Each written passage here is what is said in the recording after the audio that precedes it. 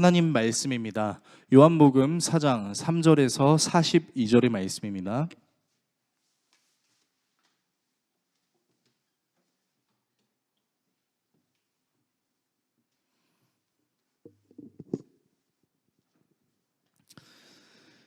요한복음 4장 3절에서 42절입니다.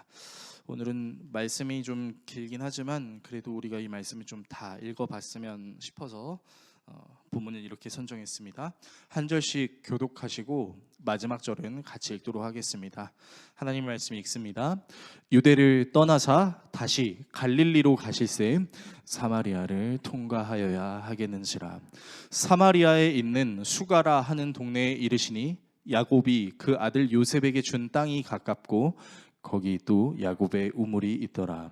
예수께서 길 가시다가 피곤하여 우물 곁에 그대로 앉으시니 때가 6시쯤 되었더라. 사마리아 여자 한 사람이 물을 기르러 왔음에 예수께서 물을 좀 달라 하시니 이는 제자들이 먹을 것을 사러 그 동네에 들어갔음이로라. 사마리아 여자가 이르되 당신은 유대인으로서 어찌하여 사마리아 여자인 나에게 물을 달라 하나이까 하니 이는 유대인이 사마리아인과 상종하지 아니함이로라. 예수께서 대답하여 이르시되 내가 만일 하나님의 선물과 또 내게 물 좀 달라 하는 이가 누구인 줄 알았더라면 내가 그에게 구하였을 것이요 그가 생수를 내게 주었으리라. 여자가 이르되 주여 물 기를 그릇도 없고 이 우물은 깊은데 어디서 당신이 그 생수를 얻겠사옵나이까.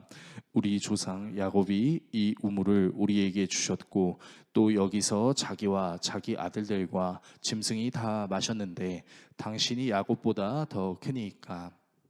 예수께서 대답하여 이르시되 이 물을 마시는 자마다 다시 목마르려니와 내가 주는 물을 마시는 자는 영원히 목마르지 아니하리니 내가 주는 물은 그 속에서 영생하도록 솟아나는 샘물이 되리라.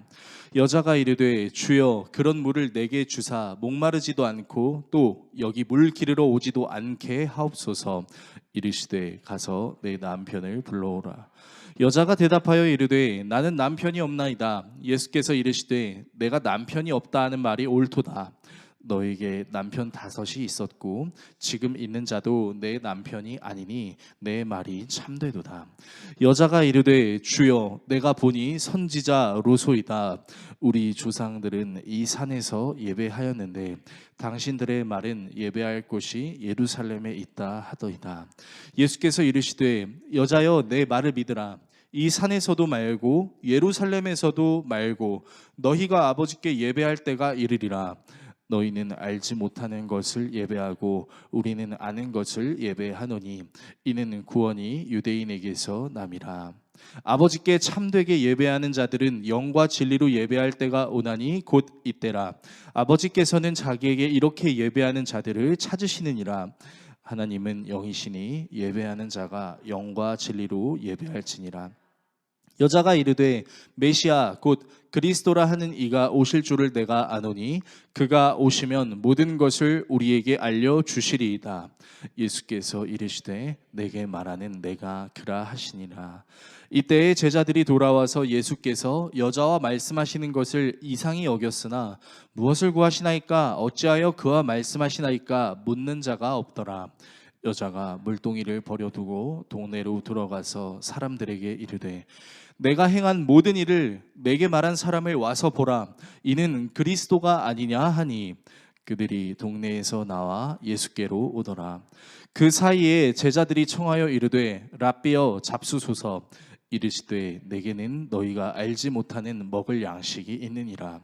제자들이 서로 말하되 누가 잡수실 것을 갖다 드렸는가 하니 예수께서 이르시되 나의 양식은 나를 보내신 이의 뜻을 행하며 그의 일을 온전히 이루는 이것이니라. 너희는 넉 달이 지나야 추수할 때가 이르겠다 하지 아니하느냐.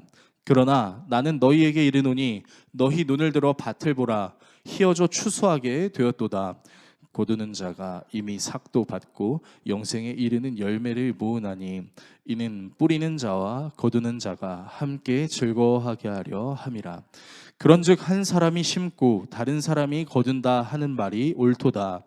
내가 너희로 노력하지 아니한 것을 거두러 보내었노니 다른 사람들은 노력하였고 너희는 그들이 노력한 것에 참여하였느니라. 여자의 말이 내가 행한 모든 것을 그가 내게 말하였다 증언하므로 그 동네 중에 많은 사마리아인이 예수를 믿는지라.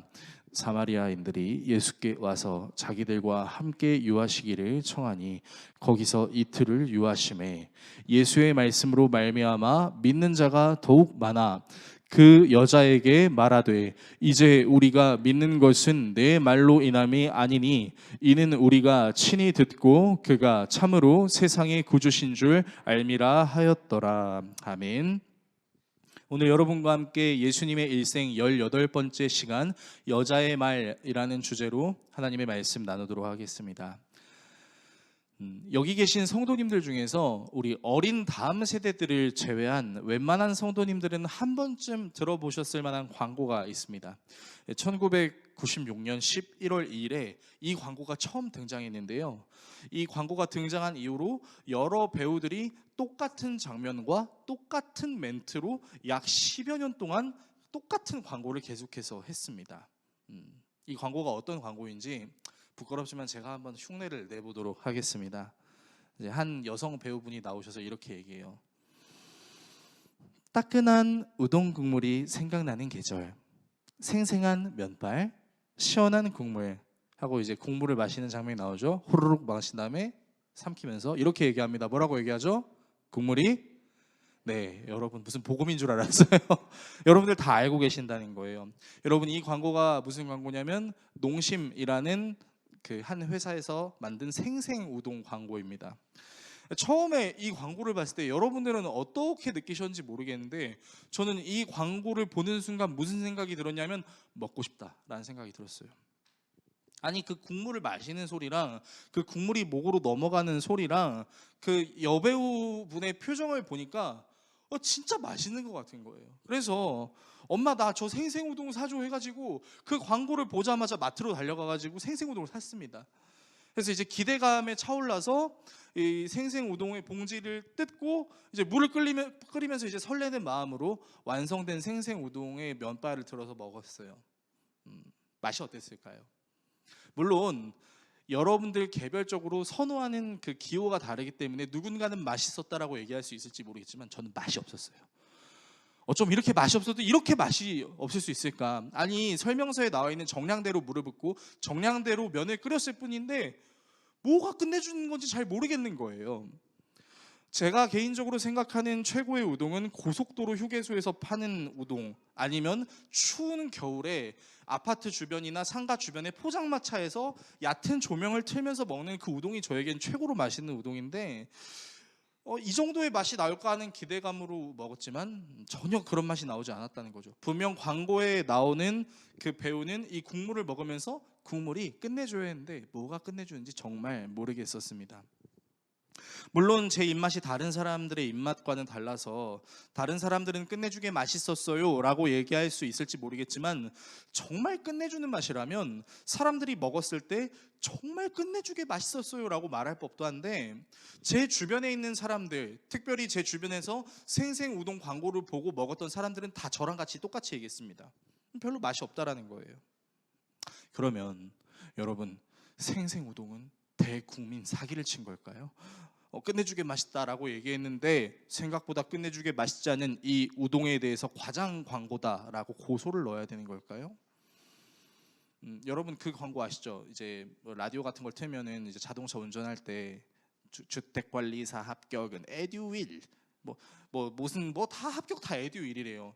여러분 이런 광고가 실제로 허대 광고, 허위 광고라는 신고를 받았던 적도 있었거든요. 말도 안 되는 광고 한다. 그러니까 여러분 이 생생우동사를 우리가 허위 광고라고 고소를 넣어야 될까요? 여러 명의 배우들이 나타나서 국물이 끝내준다고 이야기하는 이 광고가 사실은 그렇게 끝내주는 맛이 아니기 때문에 거짓 광고를 하는 거야 라고 말하기는 사실은 쉽지 않죠.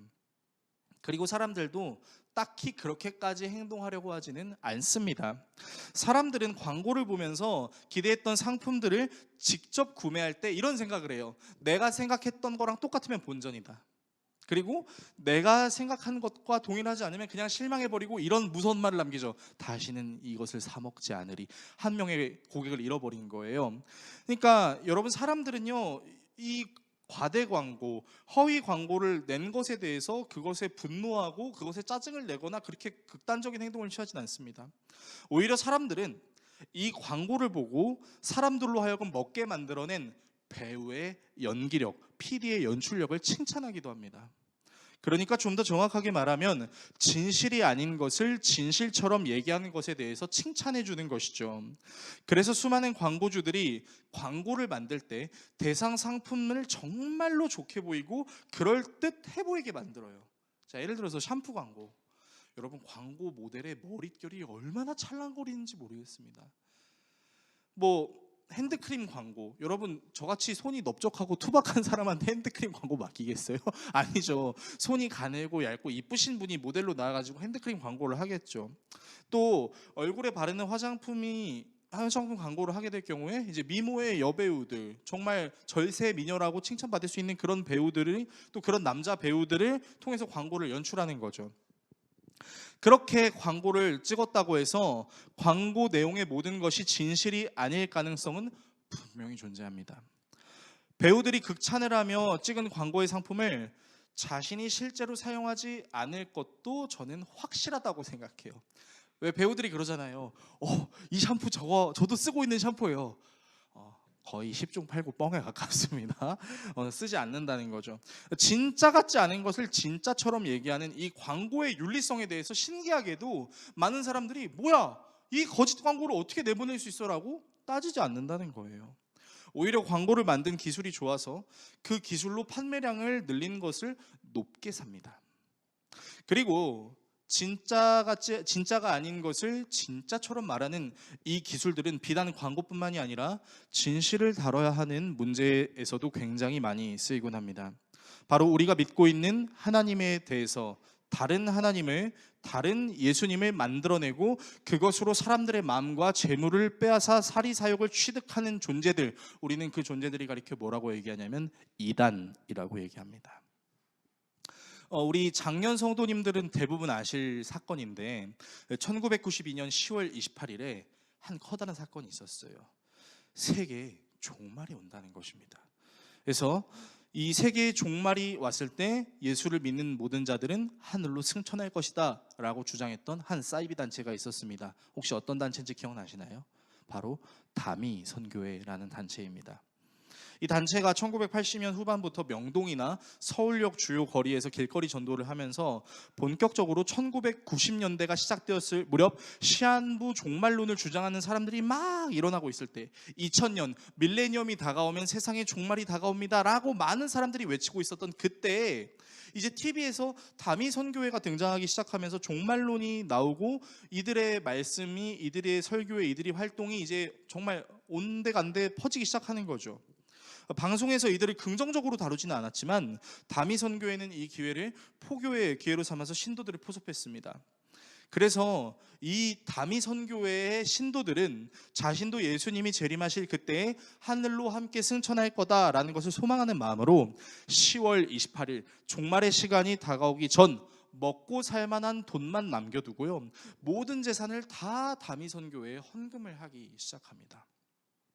이렇게 다미 선교회가 신도들로부터 걷어들인 돈이 그때 당시에 34억이었는데요. 그때 당시 34억을 지금 이 시대의 돈으로 환산하면 약 80억에 상당하는 액수라고 할 수 있습니다. 너무 놀라운 것 같아요. 도대체 이 다미 선교회의 이장님이라는 사이비의 기술이 얼마나 대단했길래 수많은 신도들이 가진 모든 것을 팔아서 헌금을 내게 만들었을까? 저는 의문이 들어요. 어떻게 그렇게 할 수 있었을까? 어떻게 말했길래 사람들이 헷가닥할 수 있었을까? 너무 궁금해요. 한 번쯤 해보고 싶어요. 왜냐하면 저한테는 그런 능력이 없기 때문이죠. 여기 계신 성도님들, 서지훈 성도님, 지금 당신이 가지고 계신 모든 재산을 팔아야 됩니다. 내일 주님이 재림하십니다. 함께 하늘에 올라갈 거예요, 말 거예요? 할 때, 목사님, 제 재산을 다 팔게요 라고 말할 수 있다면, 여러분, 제가 지금 여기서 말씀 전하고 있겠습니까? 여기저기 돌아다니면서 사기를 치고 있겠죠. 그런 능력을 주시지 않는 하나님 정말 감사합니다. 어쨌든 저는 그런 능력이 없어요. 여러분들을 감화시키고 여러분들을 한순간에 변화시켜서 여러분들이 가지고 계신 모든 재산을 한꺼번에 팔아버릴 만한 능력을 저는 갖고 있지 않습니다. 그래서 어떻게 보면 그 사이비 이장님보다 제가 능력이 없는 사람인 것처럼 느껴질 수도 있어요. 그런데 저는 이 사이비의 능력이 부러워서 이런 이야기를 하는 것이 아닙니다. 진실이 아닌 것을 마치 진실처럼 이야기하는 이 기술이 하나님께서 우리에게 주신 세상이 대신할 수 없는 복음의 내용을 왜곡하는 것이 저는 너무 불편할 따름입니다. 그리고 하나님께서 우리에게 주신 복음을 전함에 있어서 물론 기술적인 측면이 보완은 돼야 되죠. 발음이라든지 전달력이라든지 표정이라든지 또 바디 랭귀지라든지 이런 것들을 잘 사용하는 것도 중요하지만 분명한 사실은 이 진리의 복음을 전함에 있어서 보다 중요한 것은 기술이 아니라는 것이죠.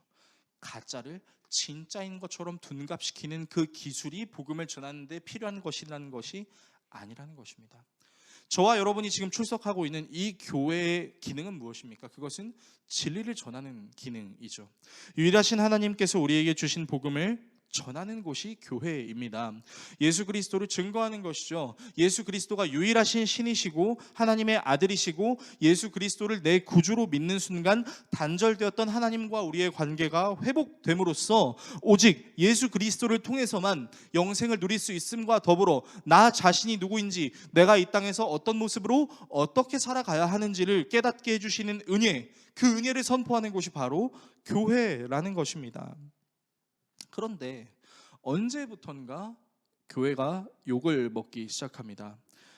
여러분 핸드폰이나 여러분들이 가지고 계신 컴퓨터로 검색을 조금만 하면요, 교회가 욕먹는 기사 어렵지 않게 발견할 수 있습니다. 기독교의 기라는 음절 앞에 두 가지 획만 붙여서 개라고 부릅니다. 개독이라고 하는 거죠. 교회의 잘못을 다루는 기사들의 베스트 댓글에 나타나는 단어들이 대부분이 다 개독입니다. 왜 이런 단어들이 나타나는 것일까요? 세상 사람들이 다 마귀의 유혹에 빠져서 교회를 교회로 바라보지 못하기 때문일까요? 아니면 교회는 아무런 잘못이 없는데 사람들이 단순히 교회가 싫어서 교회를 잘못 바라보기 때문에 그런 것일까요? 여러분, 거리에 나가보면 정말로 많은 십자가들이 있습니다. 우리 거북섬에도요, 우리 더웨이 교회뿐만 아니라 현재 지금 2개의 교회가 더 있습니다. 위락시설에도 있고 수변상가에도 있고 아파트 상가에도 있어요. 벌써 교회가 3개가 생겼어요. 앞으로 또 얼마나 많은 교회가 생길지 모르겠습니다. 지금 앞에 짓고 있는 생활형 숙박시설 2군데가 또 완공이 되면, 그리고 저 거북이 모양에서 또 건물들이 완공이 되면 거기에도 교회가 생길 수 있겠죠.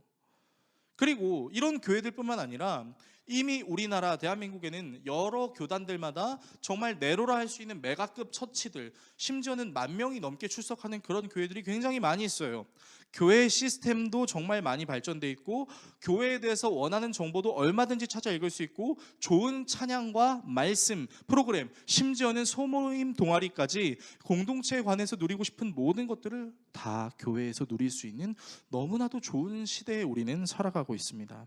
그런데 이렇게 기술적으로 발전이 되고 교회의 수가 점점 늘어나는 것처럼 보임에도 불구하고 교회를 비판하고 별명을 붙여가며 조롱하는 것처럼 보이는 사람들의 목소리를 들을 때면 그것은 교회에 뭔가 문제가 있다는 것을 부정하지 않을 수 없다라는 생각을 하게 만드는 것이죠. 왜 사람들이 교회를 비판할까요? 왜 사람들이 교회를 비난할까요? 그 이유를 어렵지 않게 찾을 수 있었습니다.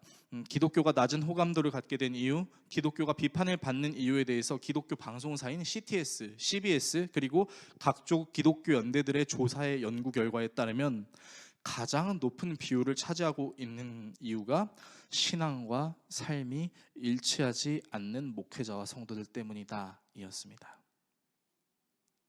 그러니까 진리를 전한다라고 이야기하는데 그 진리대로 살지 않는 거죠. 마치 가짜를 진짜처럼 믿는 사람들보다 못하게 진짜를 가짜처럼 믿는 성도들의 모습 때문에 사람들이 교회에 출석하지 않는다라는 것입니다. 여러분, 젊은 목사가 패기가 좋아서 함부로 한국교회를 비판하기 위해서 이런 말을 꺼내는 것이 절대 아닙니다. 진리를 진리답게 다루지 못하게 될 때 겪을 수 있는 우려에 대해서 우리가 결코 간과해서는 안 된다라고 말하고 싶은 겁니다. 어쩌면 이 시대는 더 많은 사람들에게 복음을 전해야 하는 사명을 잊지 않음과 더불어 우리가 믿고 있는 그 복음을 향한 진실한 마음과 태도를 잊지 말아야 한다라는 경고를 세상이 우리에게 하고 있는 것처럼 느껴집니다. 오늘 본문 여러분들이 너무나 잘 알고 있는 본문이세요. 참 진실을 맞이한 한 여인의 장면을 다루고 있습니다. 잠시 이제 본문의 내용을 좀 요약하자면 예수님께서 유대를 떠나 갈릴리를 향해 가려고 하셨어요. 이제 세례 요한이 감옥에 갇히고 세례 요한의 사역의 시대는 저물고 그 다음인 예수 그리스도의 그 사역의 시작이 이제 이루어지는 장면이죠. 그런데 이 갈릴리로 가야 하는 길에 한 동네가 있었어요. 어떤 동네냐면 사마리아라 하는 동네가 있었습니다. 그런데 이 사마리아라는 동네를 사실 유대인들은 거쳐가지 않았어요. 갈릴리로 갈 때 사마리아를 통과해서 가지 않고 사마리아를 돌아서 갔습니다. 왜 그런 고생을 했을까요? 사실 유대인들에게 있어서 사마리아 사람들에 대한 이미지는 굉장히 안 좋았습니다. 이 사마리아 사람들은 북이스라엘 사람들의 후손인데 이 북이스라엘 사람들이 같은 유대인들이 아니라 이방인들과 혼인함으로 그 유대인의 순수의 혈통이 완전히 뒤섞여 버렸어요.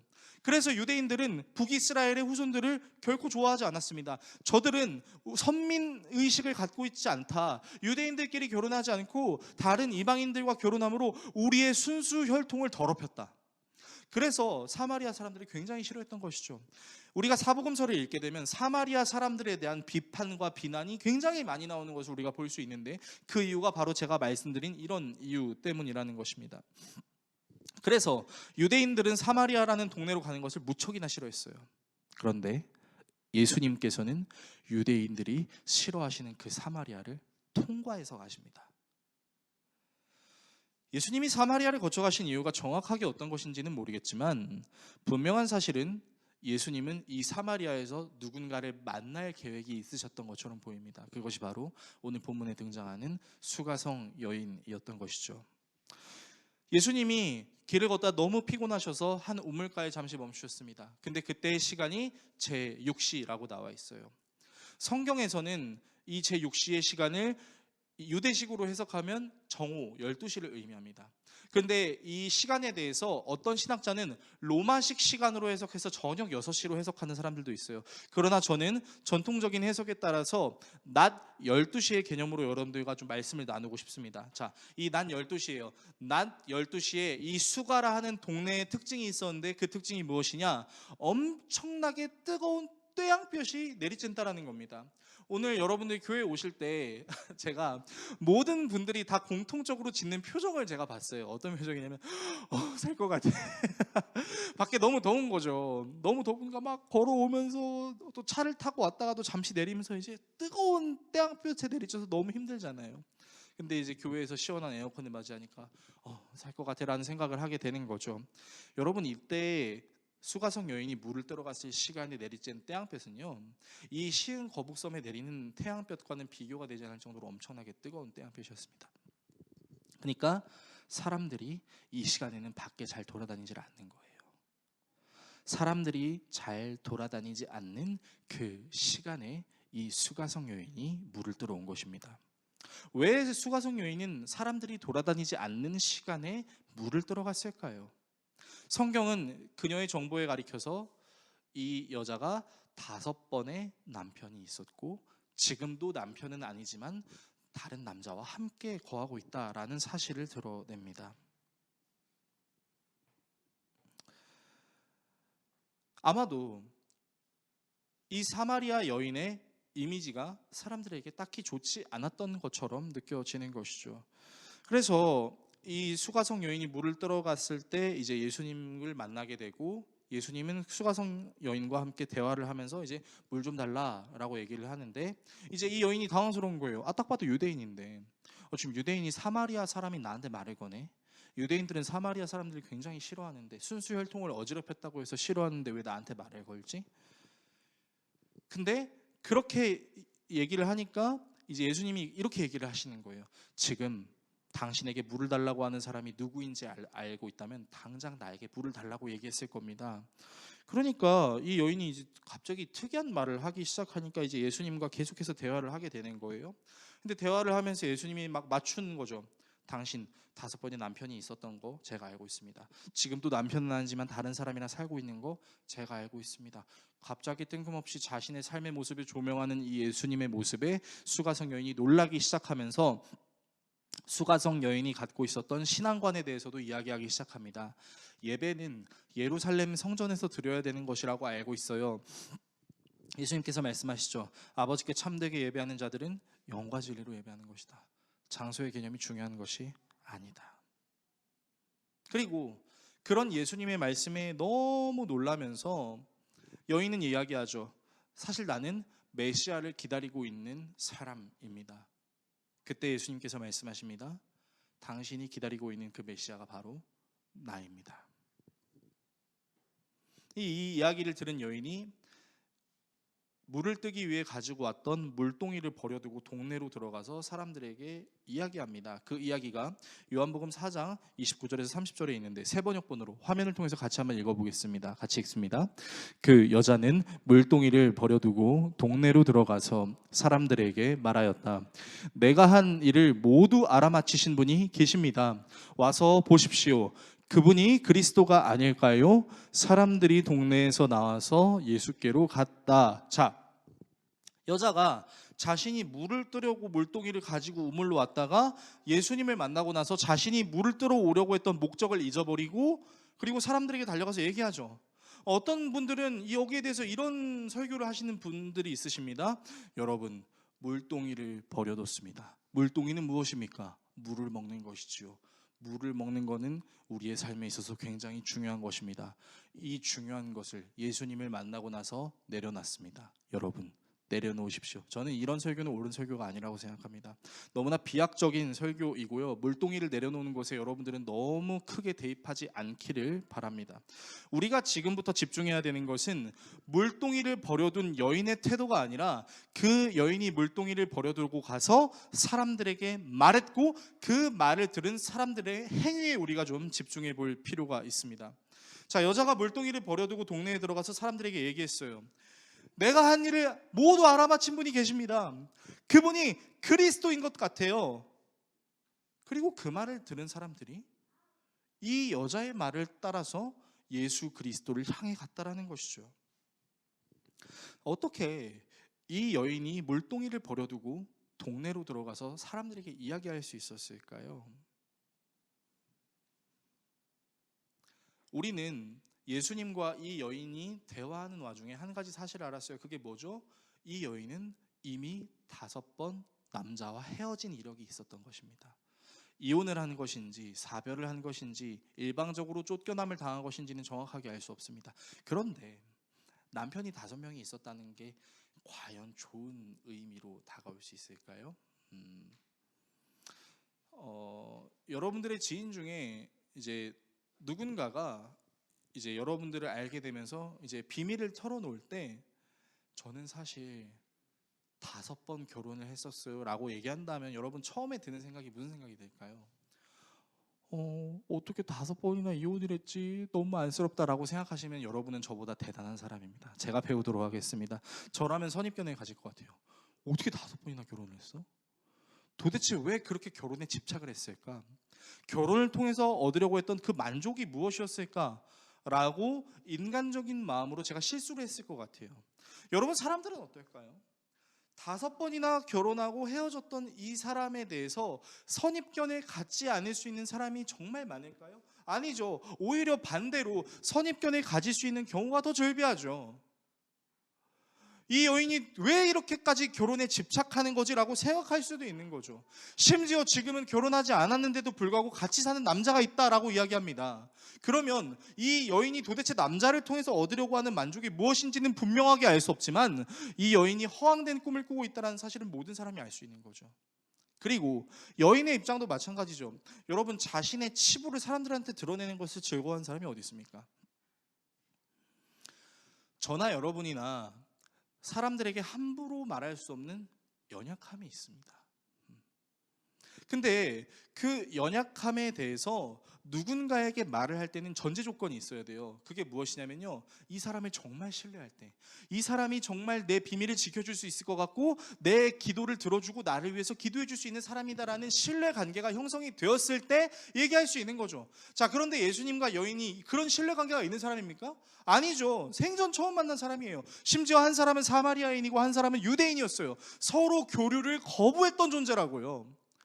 근데 이 예수님의 말을 듣고 자신이 5번 이혼했던 치부가 있어서 사람들을 피해서 사람들이 아무도 다니지 않는 그 떼양볕이 내리는 12시에 물을 들어갔던 그 여자가 물 들어갔던 목적도 잊어버리고 물동이를 버려두고 자신에게 선입견을 가질 수 있고 자신이 가까이 하지 않았던 그 사람들에게 달려가서 제가 메시아를 본 것 같아요 라고 얘기를 했다라는 거예요.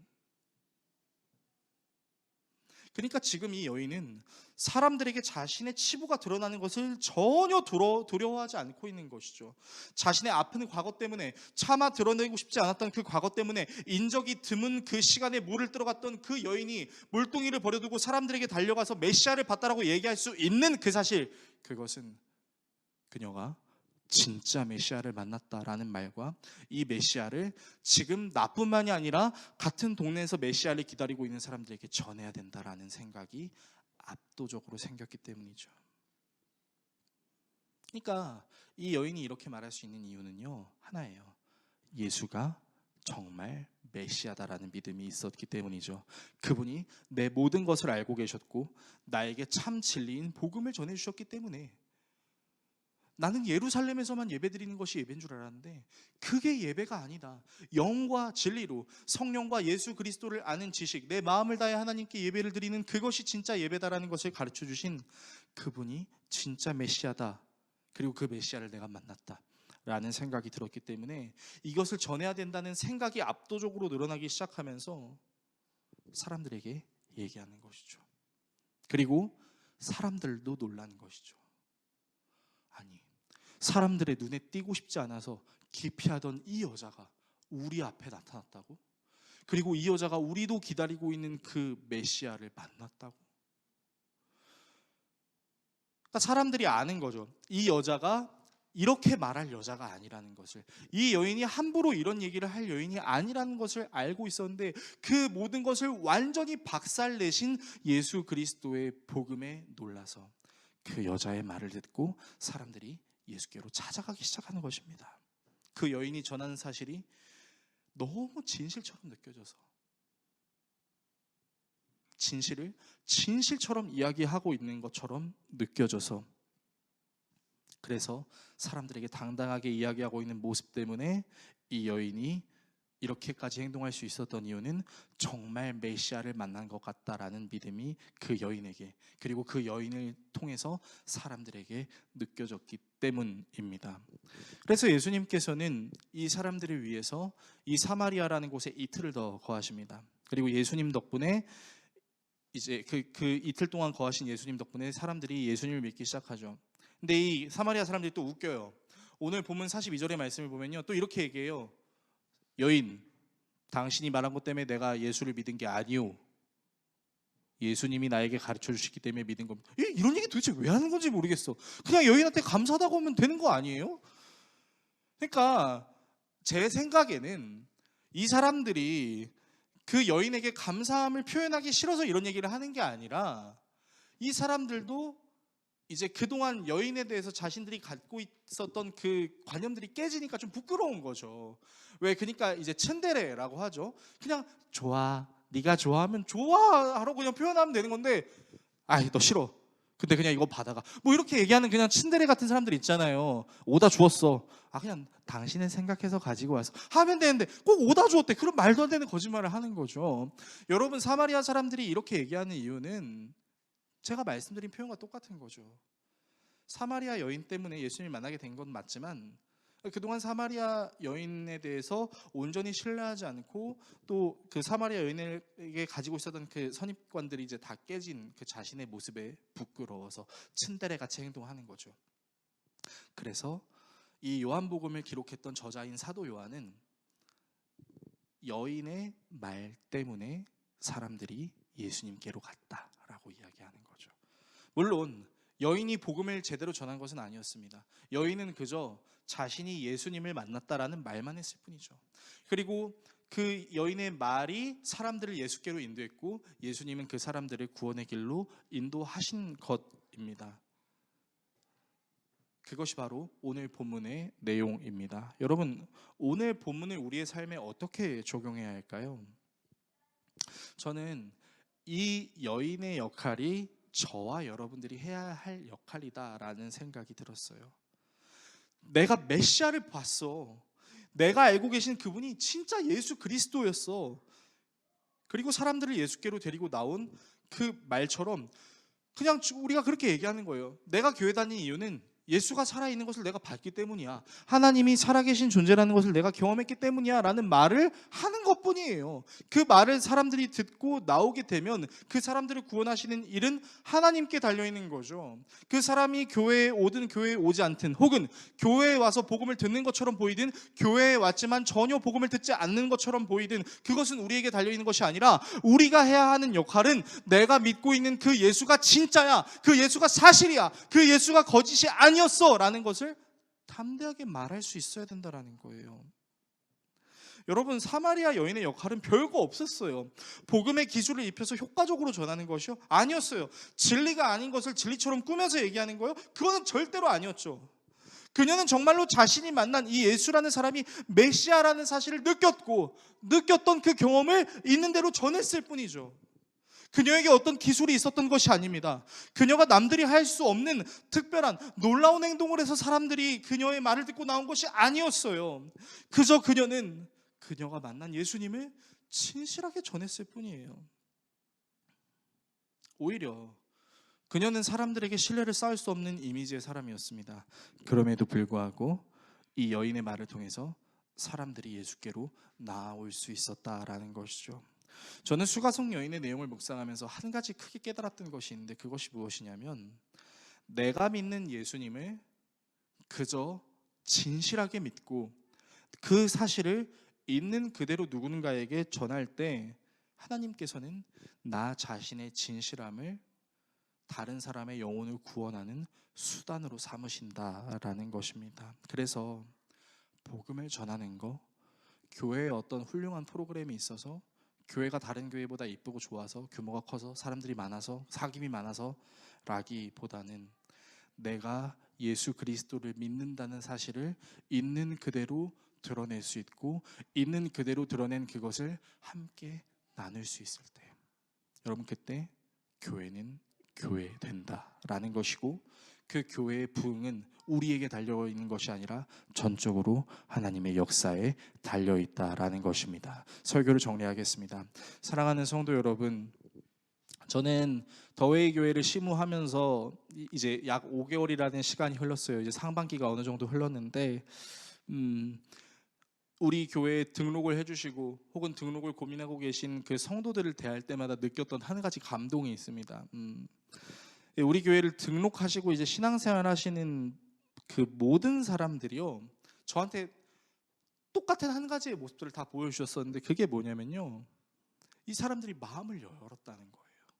그러니까 예수님을 믿었어요 라고 말하기는 좀 성급한 결을도 있겠지만 딱히 제가 우리 성도들을 막 울리려고 하지 않았거든요. 어머니를 생각해 보세요. 여러분들의 힘든 삶을 생각해 보세요. 눈물 납니까 안 납니까? 저 이런 말 해본 적 없어요. 보통 이제 힘들 때 눈물 짜내려고 할 때 이런 말들 많이 하잖아요 사람들. 근데 그냥 반갑습니다 잘 오셨습니다 오늘 예배는 어떠셨어요 이러는데 되게 웃긴 게 성도들이 제가 뭐 이렇게 스킬을 쓴 것도 아닌데 갑자기 눈이 촉촉해지고 갑자기 눈에서 이슬이 떨어지기 시작하고 그리고 교회에 등록해주고 그렇게 마음을 열어간다라는 거죠. 이제 시작한 지 얼마 되지 않은 개척교회인데 등록하신 모든 성도들이 그렇게 눈물을 글썽이거나 흘리는 모습들을 보여주셨습니다. 여러분 우리 교회 부족한 거 너무 많습니다. 부서 예배도 아직 없고요. 교육 프로그램도 아직 만들지 않았습니다. 어떤 체계적인 교육 시스템이 있는 것도 아닙니다. 어떻게 보면 다른 교회들과 비교했을 때 프로그램적으로, 교육 시스템적으로, 기술적으로 부족한 부분들이 굉장히 많이 있을 수도 있습니다. 그렇지만 우리 교회에 분명한 한 가지가 있다면요, 우리 교회는 수가성 여인처럼 마음을 연 사람들이 모이는 교회가 우리 교회라는 것이죠. 우리 교회 성도들이 이 더웨이 교회를 통해 하나님을 느끼고 마음을 열어가는 현상들이 계속해서 나타난다라는 것입니다. 물론 제가 이렇게 설교하고 난 다음에 어떤 교인이 등록하는데 한 방울의 눈물도 흘리지 않을 수 있는 일들도 분명히 있을 수 있을 것입니다. 저는 그런 거 별로 신경 쓰지 않습니다. 도리어 하나님이 역사하고 계신다는 사실을 느낄 수 있음에 너무 감사합니다. 요즘 마음을 여는 게 얼마나 힘든가요? 요즘 사람들 다 차단하면서 살아가요. 귀에는 이어폰을 꽂고 살아가고 있고요, 입은 마스크를 가리고 살아가고 있습니다. 은찬이 마스크 벗으니까 얼마나 잘생겼는지 모르겠어요. 마스크 좀 벗으세요. 얼굴 좀 보고 싶어요. 웃고 얘기하고 싶어요. 여러분, 그렇게 다 차단하는 시대에 우리가 살고 있다고요. 개인정보는 또 얼마나 중요해요. 그런 상황 가운데에서 수가성 여인도 다른 사람에게 상처받지 않기 위해서, 다른 사람에게 상처 주지 않기 위해서 자신의 모든 것을 셔터를 치고 살았던 사람입니다. 그러나 그런 여인에게 예수님이 찾아오셔서 그 여인을 사랑하시고 자비를 베풀어 주심으로 그 여인의 정체성을 회복시켜 주시고 그 여인과 사람들의 관계도 회복시켜 주시고 그 여인의 마음의 문까지 활짝 열어주신 것이죠. 여러분, 교회는 바로 이렇게 수가성 여인과 같이 마음을 활짝 열어주시고 하나 되게 하시는 그 예수님을 증거하는 곳이 교회입니다. 많은 사람들은 이 시대가 기독교 암흑기라고 이야기합니다. 그러나 하나님의 복음을 진실되게 전하고 예수님을 사랑하는 진실한 마음으로 서로에게 표현하고 서로를 위해서 기도하고 사랑하는 그 공동체를 우리가 이루면요, 암흑기라고 불리는 이 시기가 다시 주님께서 역사하시는 부흥의 전성기 시대가 될 줄로 믿습니다. 그래서 이 전성기를 누리기를 원하는 마음으로 주님이 다시 오시는 그때까지 내가 주님을 사랑합니다. 주님을 향해 나의 마음을 활짝 엽니다. 내가 가진 것이 보잘것없을지라도 주님을 향한 나의 진심, 주님을 향한 나의 열정, 주님을 향한 나의 순도 100%의 진심이 말로 행동으로 펼쳐져서 누군가에게 예수님을 느끼게 할 수 있고 누군가에게 하나님이 살아계신다는 것을 증명할 수 있는 우리의 삶이 되게 하여 주시옵소서. 그렇게 기도하며 살아가기를 소망하는 저와 여러분들이 되시기를 예수 그리스도의 이름으로 축원합니다.